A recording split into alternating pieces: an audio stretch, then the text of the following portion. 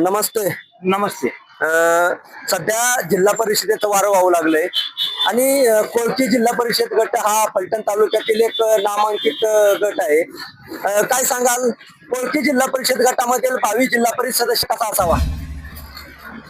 जिल्हा परिषद सदस्य असा असावा की तिथं जे आतापर्यंत कामं चाललेली आहेत थोडी धीम्या गतीने होती, पण इतरही आपला विकास रस्त्याशिवाय होत नाही.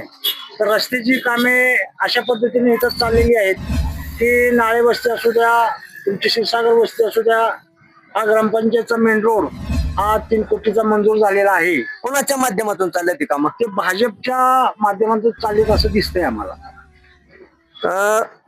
जे विद्यमान आमदार आहेत सचिनदादा पाटील, जे माजी खासदार आहेत, त्यांच्या मतदारसंघातला हा कोळकी जिल्हा परिषद गट आहे. या गटातील सर्वसामान्य नागरिक म्हणून तुम्हाला काय वाटतं?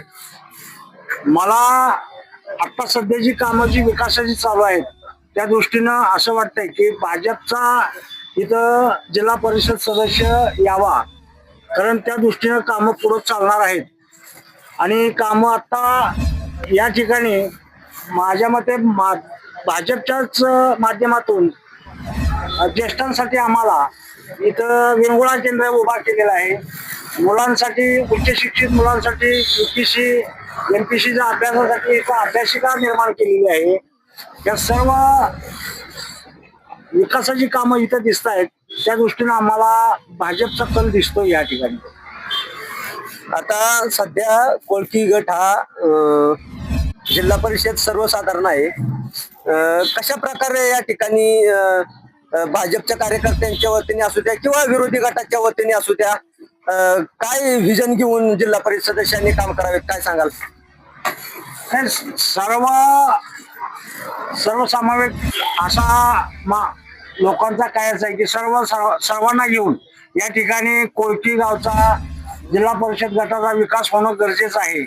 रस्त्याची कामं मंजूर झालेली ती पूर्णत्वास यायला पाहिजेत.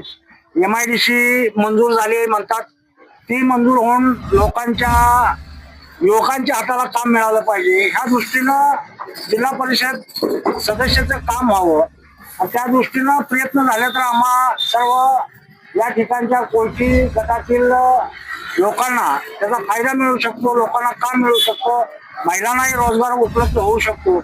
अशा दृष्टीचा आम्हाला जिल्हा परिषद सदस्य असावा असं वाटते. धन्यवाद.